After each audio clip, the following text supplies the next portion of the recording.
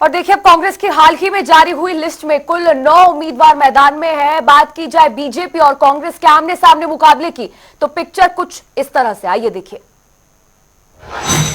विधानसभा seat Thanesar Subhash सुधा प्रत्याशी BJP, मुकाबला अशोक अरोड़ा प्रत्याशी कांग्रेस।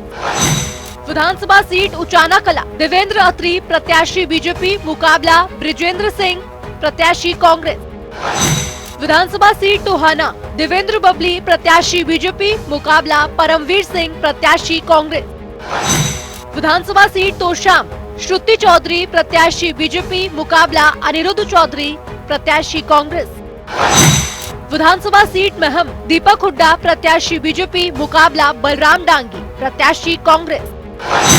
विधानसभा सीट नांगल चौधरी डॉक्टर अभय सिंह यादव प्रत्याशी बीजेपी, मुकाबला मंजू चौधरी प्रत्याशी कांग्रेस। विधानसभा सीट बादशाहपुर राव नरबीर सिंह प्रत्याशी बीजेपी, मुकाबला वर्धन यादव प्रत्याशी कांग्रेस। विधानसभा सीट गुरुग्राम मुकेश शर्मा प्रत्याशी बीजेपी, मुकाबला मोहित ग्रोवर प्रत्याशी कांग्रेस।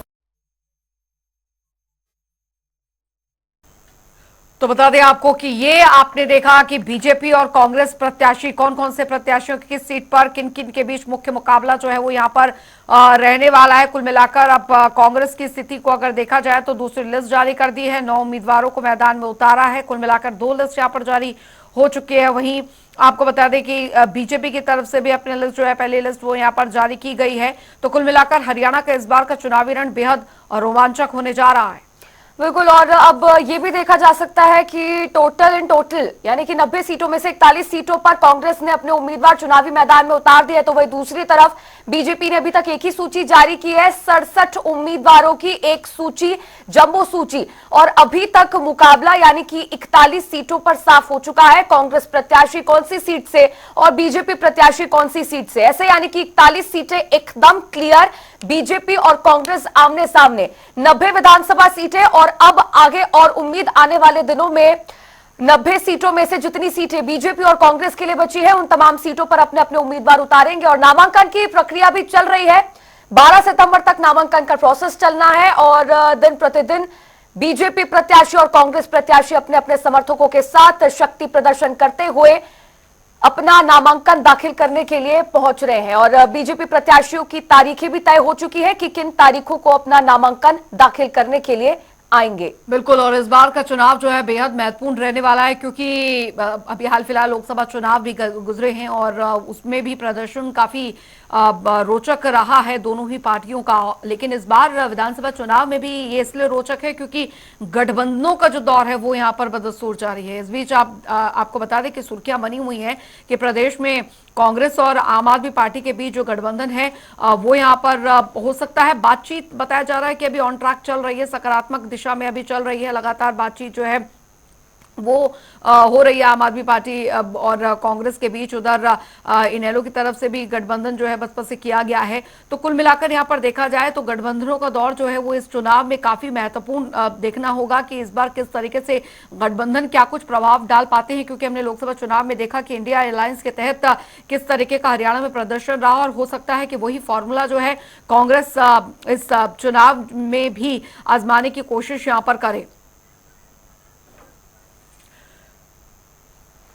और इसी पर और भी ज्यादा जानकारी साझा करने के लिए हमारे संवाददाता स्पर्श हमारे साथ जुड़े हुए हैं। स्पर्श, अब हम देख पा रहे हैं कि 41 सीटों पर मुकाबला साफ हो चुका है, कांग्रेस और बीजेपी के बीच में कड़ा मुकाबला और उम्मीदवार हमारे सामने, कैसे देखते हैं इनको? देखिए, कांग्रेस की तरफ से उम्मीदवार जो है जारी कर दिए गए। तीसरी सूची जो है कांग्रेस की तरफ से जारी हुई। टेक्निकल तौर पर अगर हम देखें तो इसमें जो है एक जो तमाम सदी हुई सूची जो है इसको जो है कहा जा सकता है, जहां पर हमने देखा जो थानेसर है वहां से अशोक अरोड़ा जो कि 2019 में जो है चुनाव भी लड़े थे, हालांकि इनेलो की टिकट पर लड़े थे, लेकिन अब जो है वो जो है कांग्रेस में शामिल हो गए थे और उसके बाद कांग्रेस की तरफ से उन्हें टिकट दिया गया है। हम पहले ही बता रहे थे अशोक अरोड़ा का नाम। इसके अलावा अगर हम बात करें गन्नौर से, तो गन्नौर से कुलदीप शर्मा को जो है टिकट दिया गया है। भूपेंद्र सिंह हुड्डा के करीबी है और जो है हरियाणा विधानसभा में स्पीकर भी रहे हैं, तो उनको जो है यहाँ पर मैदान में जो है उतारा गया। इसी तरीके से अलग अलग जो नाम है वो जो है इस 9 जो प्रत्याशियों की सूची है उसमें देखने को मिलता नजर आ रहा है। चौधरी वीरेंद्र सिंह के बेटे सर छोटू राम के परिवार को भी यहाँ पर टिकट जो है देखने को मिलती हुई नजर आ रही है। बीजेपी में सांसद थे, लेकिन जो है वो जो है फिर बीजेपी छोड़कर लोकसभा चुनाव से पहले कांग्रेस में शामिल हो गए और उसके बाद अब जो है उन्हें लोकसभा की टिकट न देकर विधानसभा में जो उतारने का काम है वो कांग्रेस की तरफ से किया गया है। ऐसे में तमाम चीजों को साधने की कोशिश भी होती हुई नजर आ रही है और कहीं ना कहीं ये भी इस लिस्ट के जरिए देखने को मिलता नजर आ रहा है कि किसकी जो है इस लिस्ट में जो है चलती हुई जो है नजर आ रही है। भूपेंद्र सिंह हुड्डा के कई सारे जो करीबी हैं उनको जो है टिकट जो है इस लिस्ट में जो है मिलता हुआ जो है नजर आया। तो ऐसे में एक और जो सेफ लिस्ट है उसको जो है सीधे तौर पर यहाँ पर कहा जा सकता है कि वो कांग्रेस की तरफ। ठीक है, बहुत बहुत शुक्रिया स्पर्श शर्मा इस तमाम जानकारी के लिए। रुक